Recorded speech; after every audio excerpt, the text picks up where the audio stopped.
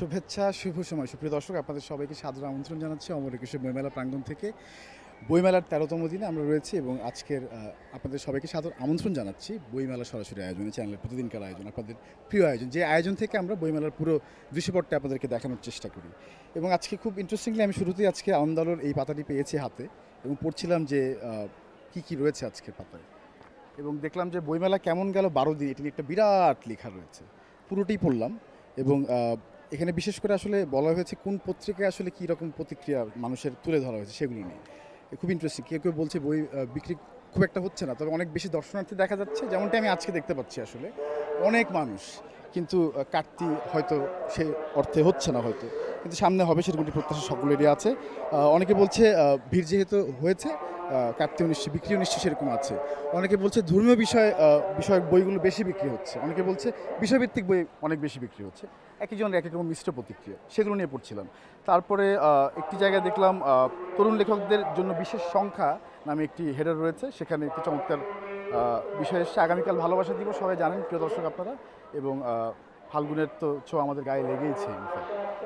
জুলাই আন্দোলন সম্পর্কিত বই ঘিরে পাঠকের ব্যাপক আগ্রহ, এবং এটা নিয়ে এই বিষয় নিয়ে প্রকাশনা অনেক বেশি, অনেক কাব্যগ্রন্থ আমি নিজে আসলে কথা বলেছি বহু। এবং তারপরে রয়েছে বইমেলায় আজ সকাল মানুষের প্রাণের মেলা। বইমেলা তো আসলে আমরা আসতে ভালোবাসি, পরিবারের সঙ্গে বা বলি, বা বন্ধুর সঙ্গে বলি, বা প্রিয় মানুষের সঙ্গে বলি। আর পাঠাগার গড়বার সময় নিয়ে একটি কথা প্রতিদিনই আসে এখানটিতে, শেষটিতে, যে পাঠাগার গড়বার সময় কিন্তু এখনই আসলে। কারণ আপনার প্রিয় দর্শক জানেন যে 100%-এর মধ্যে 25% কমিশন পাওয়া যাচ্ছে। সো এটাই আসলে মোক্ষম সময় বই কিনবার জন্য। আমি শুরুতে আজকে একটি ইন্টারেস্টিং, একটি না দুটি কিংবদন্তি প্রকাশনীর ব্যাপারে আমার সবসময় আগ্রহ থাকে, অনেকেরই থাকে। এবার দুটি বই আমার হাতে এসছে, চমৎকার মোলার, বরাবরের মতোই। প্রশ্ননামা আমার হাতে দেখতে পাচ্ছেন, হাসান ইথারের লেখা। উনি একজন সঙ্গীত শিল্পীও বটে, একজন মিউজিশিয়ান, একজন হাইওয়ে ব্যান্ডে আপনারা সবাই চেনেন তাকে, আলোচিত একজন মানুষ, এবং তিনি একজন লেখকও বটে। তাকে আজকে প্রথমে আমি আমন্ত্রণ জানাতে চাই। সেই সঙ্গে লিটল মাস্টার যিনি লিখেছেন, অঞ্জন হাসান পবন, এই বইটি চমৎকার একটি বই। আমি তাকেও জানতে চাই, একসঙ্গে কথা বলবো দুজনের সঙ্গেই, যেহেতু দুটি কিংবদন্তি থেকে এসছে। কেমন আছেন? খুব ভালো আছে। আপনি? একদম একদম একদম পুরো একদম ফ্যান ফলোয়ার দলবল নিয়ে আসলে আজকে মেলায় এসেছেন। কেমন লাগছে ঘুরে? মেলার কি মনে হচ্ছে এবার, কেমন হচ্ছে? হ্যাঁ, ভালোই তো, অবশ্যই সবসময় ভালোই লাগে। আচ্ছা, আপনার?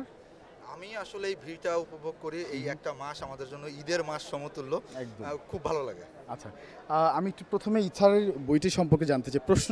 প্রশ্ন নিয়ে বটে, সেটা তো শুনেছি, কিন্তু কী ধরনের প্রশ্ন, কেন প্রশ্ন, সেটি নিয়ে কথা বলি। যদি এটা বোঝানো কঠিন, কেউ পড়লে হয়তো বুঝতে পারবে। ব্যাপারটা হচ্ছে যে আপনি যেমন এই মাইকটা সম্পর্কে কতটুকু আপনি জানবেন, এটা কিন্তু এই মাইকটাকে আপনি কতগুলো প্রশ্ন করতে পারবেন এটার উপর নির্ভর করে। যেমন এটা কিসের তৈরি, এটার ওজন কত, বা এটা কী করে, এটার ডিজাইনটা এরকম কেন। একইভাবে আপনার নিজের জীবন, এই যে আপনি জন্মগ্রহণ করলেন, এই যে বাস্তবতা আপনার চারপাশে, আপনি যা শুনে বড় হচ্ছেন, সো আপনার নিজের অস্তিত্ব সম্পর্কে আপনি কতটুকু জানতে পারবেন, সেটা কিন্তু আপনার প্রশ্নের উপরে ডিপেন্ড করে, বা কিউরিওসিটি যেটা। তো হচ্ছে এটা হচ্ছে আমার নিজের জীবন দর্শন থেকে, মানে এই বইটাতে অনেক প্রশ্ন আছে। সেই প্রশ্নগুলো কেউ যদি পড়ে, সে তার নিজের জীবনকে, নিজের অস্তিত্বকে প্রশ্ন করতে পারবে। উত্তরটাকে আমার নিজেকে দেওয়া লাগবে? অবশ্যই, ও এটা আপনি নিজের ভাবতে চমৎকার, হবে। চমৎকার। আচ্ছা, কিংবদন্তিতে পাওয়া যাচ্ছে অবশ্যই। জি। কেমন সাড়া পেয়েছেন ইতিমধ্যে? এখনো সাড়া পাচ্ছি, ভালো সাড়া পাইছি। এখন হচ্ছে যে আসলে এই সাড়াটা হচ্ছে যে মানুষ আমাকে যতটুকু চিনে ওইটার জায়গা ভিত্তিতে থেকে, সাড়া। হ্যাঁ। বাট কিছু কিছু যারা আমার আগের বই পড়ছে, অনেকে হচ্ছে ওইটার এক্সপিরিয়েন্স থেকে অনেকে কিনতে আসতেছে। তো আশা করি ইন ফিউচার যারা এটা পড়বে, তারপর ইভেনচুয়ালি এটার একটা ভ্যালু ক্রিয়েট হবে আর কি। ইথারের লেখার অভ্যাস কি ছোটবেলা থেকেই? হ্যাঁ, আমি গান টান লিখতাম, তারপর টুকটাক লেখালেখি করতাম। এই তা তো পাশাপাশি অবশ্যই, লিখতে হ্যাঁ। লিখতে, বাহ, চমৎকার। আমরা উপহার পেলাম আর কি, বেশ। Thank you very much. আমি একটু লিটল মাস্টার নিয়ে কথা বলতে চাই। অঞ্জন হাসান পবন, চমৎকার একটি বিষয়বস্তু এটার মধ্যে আছে, আমি তার মুখ থেকেই দর্শকদেরকে শোনাতে চাই। কী নিয়ে লেখা এটি? এটা মোরো সম্প্রদায়ের উপর একটা তথ্য নির্ভর উপন্যাস। মূলত এটা একটা বিরহ প্রেমের উপন্যাস। সেই উপন্যাসের মধ্য দিয়ে আমি পার্বত্য চট্টগ্রাম, আরাকান রাজ্য, ব্রহ্মদেশ, তারপর বান্দরবানের যে ইতিহাস, ঐতিহ্য বা মোরো সম্প্রদায় সম্পর্কে জানতে হলে একমাত্র রেফারেন্স বই এখন পর্যন্ত আপনার তো লিটল সেখানে মাস্টার। গিয়ে থাকতে হয়েছে আমি জানি। হ্যাঁ, আমি আপনার 2 বছরের কোমরে ওর অধিক হাড্ডিও সময়- ভেঙেছে আমি শুনেছি। হ্যাঁ, 3টা এই ফ্র্যাকচার আছে। কষ্ট কেন করতে হলো, মানে? কারণ আমি দেখেছি যদি আমি এই বইটা প্রপার আমি মোরোদের বিষয়গুলো নিয়ে আসি, তাহলে ওদের সাথে আমার থাকতে হবে, ওদের সম্পর্কে আমার জানতে হবে। তো এই জানা এবং ওদের সম্পর্কে প্রপার যে বিস্তারিত যে জানা, সেই জানার জন্যই মূলত আমি ওদের সাথে মিশেছি, 2 বছর থেকেছি, এজন্যই মূলত এই কষ্টটা করা। অভিজ্ঞতা থেকে লব্ধ একটি বই এটা একদম, বলতে হয়। আরে একদম, বাবা, একদম। বই লেখে এই কষ্ট কেউ করতে পারে সেটাও জানতাম না, জানা হলো। আন্তরিক ধন্যবাদ। এবং বই কেমন সারা পাচ্ছেন কেমন? মোটামুটি ভালো সারা পাচ্ছি এখন পর্যন্ত। আচ্ছা, চমৎকার। আন্তরিক ধন্যবাদ আপনার দুজনকে। কাটতে ভালো সে প্রত্যাশা করি। ভালো থাকবেন। Thank you, thank you. Thank you. এবং আমার একজন শ্রদ্ধেয় স্যার আছেন আমাদের সঙ্গে, ডক্টর মোহিত কামাল। প্রতি বছরই তার কিছু না কিছু প্রকাশনা থাকেন, সেটি সম্পর্কে আমরা তো জানতে চাইবই। স্যার আমাদের সঙ্গেই আছেন, আমি স্যারকে একটু আমন্ত্রণ জানাতে চাই। স্যারকে পেয়েছি আমরা, অত্যন্ত ভাগ্যবান আমরা আজকে আসলে। স্যার কেমন আছেন? ভালো। দর্শক শ্রোতাদেরকে ভালোবাসা জানাচ্ছি বইমেলা প্রাঙ্গণ থেকে। স্যার বইমেলা কেমন লাগছে? আমার কাছে তো ভালোই লাগছে। আমি 88 সাল থেকে প্রতিটা বইমেলা এসেছি। জি, সেটা এটা আমরা হচ্ছে জেনেছি। বিস্ময়কর রেকর্ড জি। যে আমি কোনো বইমেলা ইনশাল্লাহ বাদ দেই নাই। দুই একদিন হয়তো আসতে পারি নাই মাঝে মাঝে, কিন্তু প্রতিদিনই আসি এবং প্রতিটি বইমেলা এসেছি। এবার প্রতিদিন আসা হয়েছে স্যার? এবার আমি মাঝখান দিয়ে 2 দিন আসতে পারিনি। কেমন লাগছে বইমেলা? কি মনে হচ্ছে এবারে বইমেলা কেমন আগের তুলনায়? আমার কাছে পরিচ্ছন্ন বইমেলা মনে হচ্ছে। স্টল সাজানো ভালো, স্পেসগুলি ভালো, তারপরে ধুলোবালি নাই, জি। পানি দেওয়া হচ্ছে, এগুলি খুব ভালো। তবে মেলার মধ্যে লিটল ম্যাগ প্রাঙ্গণ, যেটা একটা আমাদের, যেটাকে আমরা সাহিত্যের বারুদখানা বলি, অন্যান্যবার যেভাবে উচ্ছ্বাসময় থাকে তারুণ্যর, সেখানে একটু ঘাটতি দেখছি। জি। আর একটা ঘাটতি দেখছি, প্রতিবার বইমেলায় পরিবার ভিত্তিক মানুষ বইমেলায় আসে, মানে শিশু, বাচ্চা, বাবা, ফ্যামিলি, মা, পরিবার। family। হ্যাঁ, জি। ওই ফ্যামিলি যখন বইমেলা আসে তখন বইমেলার বিক্রি কিন্তু বেড়ে যায়, এবং এটা আমার দীর্ঘদিনের অভিজ্ঞতা। এবার ফ্যামিলি কম আসছে, তরুণ তরুণীদের বেশি আধিপত্য আমরা লক্ষ্য করছি, এবং তারা হাত ধরাধরিকে করে হাঁটছে। আর তারা যখন বেরিয়ে যায়, আমি হাতের দিকে খেয়াল করে দেখছি অধিকাংশ হাতে বই নেই, তবে বই কেনা বিক্রি হচ্ছে, কেনাকাটাও চলছে। এই স্যার এটা কি ভালো তো স্যার? একদিকে নাকি খারাপ না, বিষয়টা আসলে? আমি ভালো খারাপ বলছি না। আমি মনে করি যে একটু যেভাবে বই বিক্রি হওয়ার কথা সেরকম হচ্ছে না। আমি মনে করি যে পরিবার ভিত্তিক সবাই যদি মেলায় আসে সেটা খুবই ভালো হয়। জি। আরেকটা আবার অবজারভেশন, ওই যে শাহবাগের মোড় যদি কোনো জঞ্জাট থাকে বা সমাবেশ থাকে, মানুষ তো তাদের অধিকারের কথা জানান দিবে, জি। অথবা দোয়েল চত্বর অথবা আমাদের নীলক্ষেত মোড়, এইসব জায়গায় যদি এই বইমেলায় আসার পথগুলো যদি ব্লকেট থাকে, প্রচুর মানুষ বইমেলায় আসতে উৎসাহী হয় না। তো আমি অনুরোধ জানাবো যে সারা দেশ, মানে বছরব্যাপী কিন্তু প্রকাশকরা অনেক টাকা লগ্নি করে, লেখকরা উৎসাহের সাথে লেখে, প্রকাশকরা আগ্রহী, প্রকাশকরা বইমেলা আসবে, একটা উৎসব ভাব। সারা বিশ্ব থেকে আমাদের বাংলা ভাষাভাষী লেখকরা বইমেলায় আসছে, অনেকে আসছে। তো এই যে একটা পরিবেশ, এই মেলাটাকে সবাই মিলে আমরা আনন্দময় করতে হবে, সফল করতে হবে। এই জন্য আমি চাই মেলার প্রবেশ মুখগুলো যেন ফ্রি থাকে। একদম স্যার, একদম একমত স্যার। স্যার এবারের আগ্রহ হচ্ছে বই সম্পর্কে জানতে চাইবো যে এবারের কি বের হলো। আমি প্রথমে বলতে চাই দর্শকদেরকে, না যে বইটি স্যারের রয়েছে এটি ত্রয়োদশ সংস্করণ বেরিয়েছে এবারে, আমি দেখাতে চাই। এই বইটি 2009 সালে বেরিয়েছিল, এবার মাঝখান দিয়ে কিছুদিন ছিল না, এবার ত্রয়োদশ মুদ্রণ এসেছে, একদম নতুন সংস্করণ, একটা চ্যাপ্টার যুক্ত হয়েছে নতুন করে। সুতরাং এটাকে নতুন বই হিসেবে আমি দেখছি, এবং আসার পর থেকে নাটা বিখ্যাত একটা উপন্যাস আমার।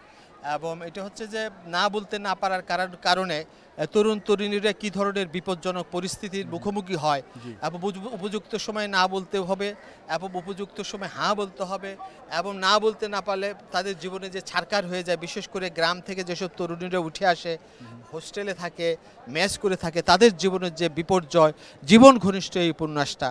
এটা ইংরেজি ভার্সন আসতেছে পাঞ্জেরি থেকে। এটি আরেকটা আনন্দের খবর। বিদ্যা প্রকাশ থেকে এসেছে 13তম মুদ্রণ, এবং নতুন সংস্করণ ইংরেজি ভার্সন পাঞ্জেরি থেকে আসবে। এটা খুবই আনন্দের বিষয়। আরেকটা বিষয় হচ্ছে আমার একটি নন ফিকশন গ্রন্থ আসবে স্বপ্ন 71 থেকে। নজরুলের ধূমকেতু নামে একটা পত্রিকা করতে, সেটা 100 বছর পেরিয়ে গেছে। সেটা নিয়ে আমি শব্দঘর একটি পত্রিকা আছে, তার সম্পাদক, আমরা একটা বিশেষ সংখ্যা করেছিলাম। স্বপ্ন 71 ওই সমস্ত লেখাগুলিকে কারেকশন করে দুর্দান্ত একটা বই বের করেছে। কলকাতা থেকে অনেক সাহিত্য বোদ্ধারা, নজরুল গবেষকরা লেখা দিয়েছে, একটা বড় আকারের নন ফিকশন কালকে বা পরশু হয়তো বাজারে চলে আসবে। অপেক্ষা আমরা থাকলাম স্যার। আপনি মেলা ঘুরে দেখবেন স্যার ভালো করে, এবং আমাদেরকে আবারও জানাবেন স্যার কেমন লাগলো আপনার। আন্তরিক ধন্যবাদ স্যার, ভালো থাকবেন স্যার। আমি একটু একজন তরুণ লেখককে দেখতে পাচ্ছি, তাকে একটু ডাকতে চাই। তার হাতে 3টি বই আছে।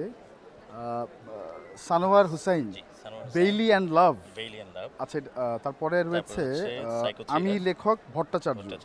এরপরে রয়েছে পাজরে পুষ্পের ঘ্রাণ, তিনটি নামই তো চমৎকার। কি নিয়ে লেখা তিনটি বই সম্পর্কে ছোট্ট ছোট্ট করে বলুন। জি, ছোট করে যদি বলি, প্রথম হচ্ছে এটা হচ্ছে বেলিয়ান লাভ। এটা হচ্ছে একটা মেডিকেল রিলেটেড গল্প।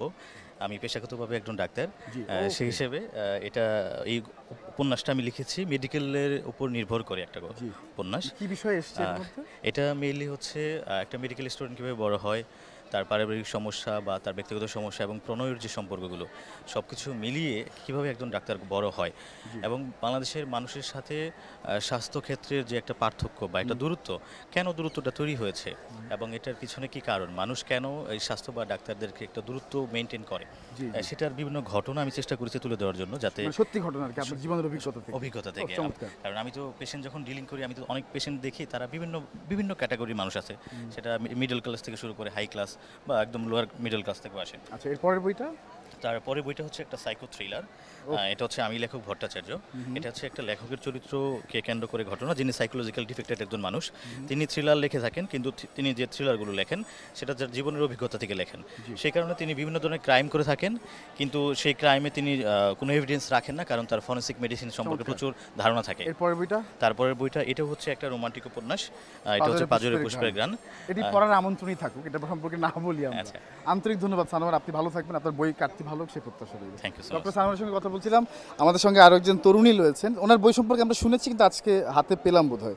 প্রিয়তমা শ্যামলী, রৌনক বিশাখা শ্যামলী লিখেছেন। কি সম্পর্কে লিখেছেন সেটি উনিই বলুন, কি নিয়ে লেখা? প্রিয়তমা শ্যামলী যাপিত জীবনে আমরা প্রতিটি নারীর কাছে প্রিয়তমা শব্দটি খুবই রমণীয়, খুবই কাঙ্ক্ষিত, এবং প্রতিটি নারী তার জীবনে শুধু প্রেমের ক্ষেত্রে নয়, তার সাংসারিক জীবনে, তার কর্মজীবনে, তার রাজনৈতিক জীবনে প্রত্যেকটা সেক্টরে সে নিজেকে প্রিয়তমা রূপে দেখতে চায়। এই যে নব নব রূপে একটা নারী নিজেকে প্রিয়তমা রূপে আবিষ্কার করতে চায়, সেই ঘাত প্রতিঘাত সব কিছু নিয়েই আমি লিখেছি প্রিয়তমা। আর সেই সঙ্গে প্রতিটা পুরুষের কামাতুর মন এবং বহুগামী মন তার সব সময় চোখগুলো খুঁজে বেড়ায় একজন প্রিয়তমাকে। তো সেই প্রিয়তমাকে খুঁজে পাওয়ার জার্নিতে কখনো হয়তো সে খুঁজে পায়, কখনো হারিয়ে ফেলে। সেই যে জীবনের যে গল্প এবং সত্যিকারের প্রিয়তমা হয়ে ওঠার জন্য নারীর যে নিরন্তর চেষ্টা, সেটাই আমি লিখেছি প্রিয়তমা শ্যামলীতে। এবং ইচ্ছে করে আমি আমার নামটি করেছি, কারণ হচ্ছে এখানে যে আমার গল্প বলেছি তা নয়, এখানে শ্যামলী হচ্ছে এখানে রিপ্রেজেন্টেটিভ, যেহেতু অনেক বিখ্যাত রাইটারদের নায়িকার নাম রয়েছে শ্যামলী, সেজন্যই আমি প্রিয়তমা শ্যামলী রেখেছি। কোথায় পাওয়া যাচ্ছে? এটা মিজান পাবলিকেশনসের 20 নম্বর প্যাভিলিয়নে প্রথম দিন থেকেই ব্যাপক সাড়া রয়েছে বইটির, এবং পাঠক প্রিয়তা পেয়েছে অলরেডি। এবং সেই সঙ্গে আমার পুরনো যেই দুটো বই, তুমি নয়নতারা এবং পৃথিবীতে প্রেম বলে কিছু নেই, সেই দুটাও চলছে। আরো সারা পাক সেই প্রত্যাশা। আন্তরিক ধন্যবাদ আপনাকে শ্যামলী। আমাদের সঙ্গে আরো লেখিকা রয়েছেন। ভূতের বাড়ি, বাবা তানিয়া শারমিন তানিশা লিখেছেন। বাচ্চাদের জন্য লেখা, নিশ্চয়ই এবার শিশুদের আমি জন্য। বাচ্চাদের জন্যই সোনামণি প্রকাশনী থেকে 946 নং স্টল থেকে আমি ভূতের বাড়ি নিয়ে এসেছি। খুব মজার মজার ভূতের গল্প আছে এখানে। বধূর সাজে শাকচুন্নি আছে, ভূতের বাড়ি আছে, ভূতের আড্ডা আছে, ভূতের বাচ্চা আছে। আপনারা আসবেন সোনামণি প্রকাশনী 946 নং স্টলে। এবার আমার এই উপহার বাচ্চাদের জন্য, এই প্রথম আমি বাচ্চাদের বই লিখেছি। আর এর আগে আমি অনেক বড়দের বই আগের লিখেছি। বইগুলো নিয়ে কথা বলতে চাই আগে ছোট্ট আছে করে। জান্নাতের খোলা জানালা, নীরবে কান্না, আল্লাহর মেহেরবান, আরও আছে লাইলি প্রেম, আরও আমার 7টি বই আছে সোনামণি প্রকাশনীতে। আসবেন আপনারা সোনামণি প্রকাশনী 946 নং স্টল। তানিয়া শারমিন তানিশা, কবি, লেখিকা এবং সঙ্গীশিল্পী। আন্তরিক ধন্যবাদ আপনাকে, আপনি ভালো থাকবেন। আমাদের সঙ্গে আরো লেখিকা রয়েছেন, আমি তাকে রাখতে চাই আমার সামনে।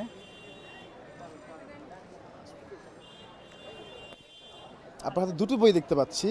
সম্মানিত লেখিকা আছেন আমাদের সঙ্গে জান্নাত তাইবা, মাটির দেহে কাগজের ফুল। এটা কি গতবার বেরিয়েছিল মনে হচ্ছে? এবার বেরিয়েছে। আচ্ছা, আর এটি এটি গতবারে ধূসর মেঘের দিন।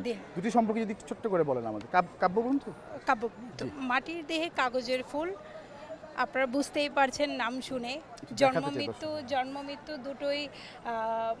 মৃত্যু দুটো নিয়েই আমাদের অনুশোচনা বা বেঁচে আছি, মরে যাব, তখন উপলব্ধি, যখন বেঁচে আছি তখন উপলব্ধি নিজে করতে পারবো, এবং মৃত্যুর পর আমার মৃত্যুটা কেন ঘটলো সেটা আরেকজন উপলব্ধি করতে পারবে। যদি অসুস্থ অবস্থায় মারা যাই, সেটা হয়তো আরেকজন বলতে পারবে কেন মারা গিয়েছি। বইটিতে বেশি আমার মৃত্যু নিয়েই লেখা। ভালোবাসা, এর আগের বছরে যে ধূসর মেঘের দিন বইটি ছিল সেটাতে ছিল, এ বছর আমার মাটির দেহে কাগজের ফুলে একটু মৃত্যু নিয়েই লেখা। একটু গভীর লেখা আর কি। একটু গভীর জি। লেখা। আন্তরিক কোথায় পাওয়া যাবে? প্রতিভা প্রকাশ 327, 28, 29 নম্বর স্টলে মাটির দেহে কাগজের ফুল এবং গত বছরের ধূসর মেঘের দিন দুটি বই পাওয়া আন্তরিক যাচ্ছে। ধন্যবাদ আপনাকে। আমি আরেকজন পরিচিত লেখককে দেখতে পাচ্ছি, উনি প্রতি বছরই আমাদের সামনে আসেন, হাজির হন। এবার তার বই সম্পর্কে আমিও আগ্রহী জানতে। খায়রুন্নেসা রিমি এসেছেন, শখের পুরুষ। ও চমৎকার, কী নিয়ে লেখা? আসলে প্রতিটি নারীর মনের মাঝেই করে একজন করে শখের পুরুষ বাস করে, কিন্তু নারী কিন্তু সেই শখের পুরুষের দেখা কখনো পায়নি। আর যে যাকে ভালোবাসে ম্যাক্সিমাম ক্ষেত্রে দেখা যায় যে সে তাকে পায় না, কিন্তু সামহাও কখনো যদি পেয়েও যায় দেখা যাচ্ছে তার সেই শখের পুরুষ কখনো তাকে বিচ্ছেদ করে। আর শখের পুরুষ যখন তাকে ছেড়ে যায় তখন সেই বিরহটা সে মেনে নিতে পারে না। এই রকম প্রেম বিরহের বেশ কিছু 11 ধরনের 11টা গল্প নিয়ে এই বইটি রচিত হয়েছে। আর এখানে আছে মধ্যবয়সী নারীর প্রেম, মধ্যবয়সী নারীদের বিভিন্ন মিডিল এজ ক্রাইসিস হয়, বিভিন্ন ধরনের তার ঘটনা তার জীবনে ঘটে যায়, সেই সমস্ত ঘটনা নিয়ে। এবং কবি প্রেম, তরুণ কবির সাথে যে পাঠকের প্রেম, এই ধরনের বিভিন্ন টপিক উঠে এসেছে।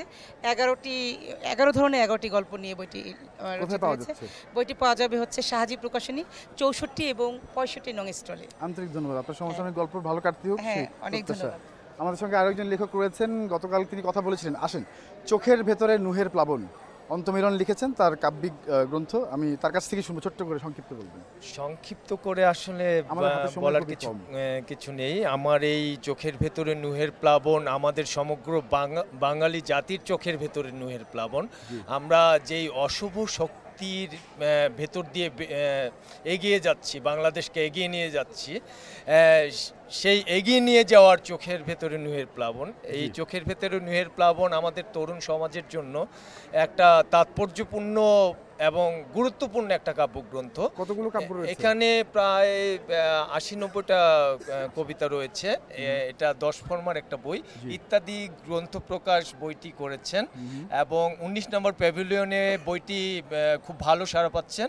তরুণ সমাজরা এত বেশি বইটা নিয়ে এক্সাইটেড যে আমি এক্সটেন্স হয়ে গিয়েছি। কালকে মিনিমাম 50 কপি আমার সামনেই বিক্রি হয়েছে, আমাকে অটোগ্রাফ দিতে হয়েছে 50 কপি। প্রথম সংস্করণ শেষ হয়ে যাবে মনে হয় আজকেই। দোয়া করবেন।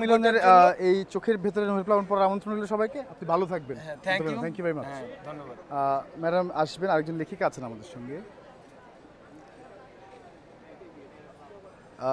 আমাদের হাতে যে বইটি এসে পৌঁছেছে, কাজী আনারকলির লেখা, সোনালী ধানের সাথে রূপালী রোদ্দুর। শুনতে বেশ আরাম লাগছে। কি নিয়ে লেখা? এটা একটা কবিতার বই আমার। তো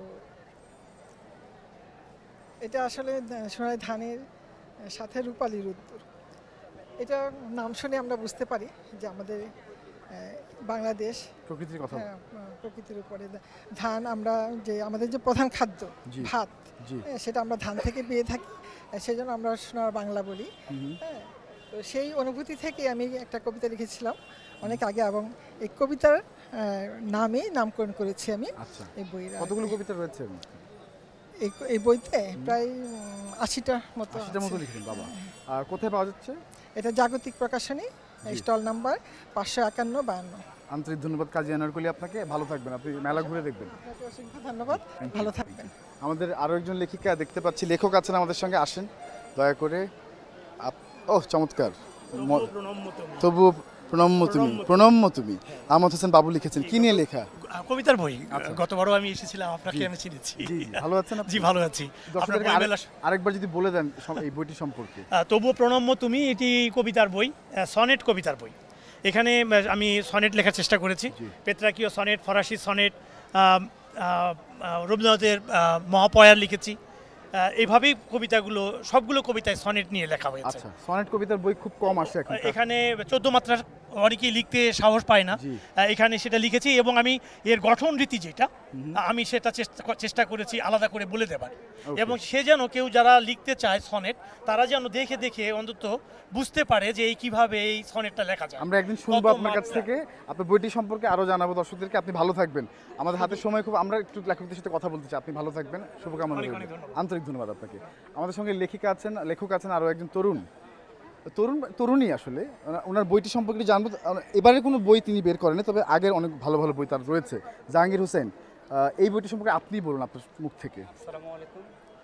এই বইটি অনুপ্রেরণা প্রকাশন থেকে বেরিয়েছে 2023-এ। সেটা হচ্ছে আমরা অনূর্ধ্ব 40 যারা তাদের থেকে তারা পাণ্ডুলিপি সংগ্রহ করেছে, আর এটা আমরা সিলেক্ট করে তারা প্রকাশ করেছে। ইভেন কি এই বইটা অনেক পাঠকপ্রিয়তা পেয়েছে, এখনও বইটা খুব ভালো চলছে।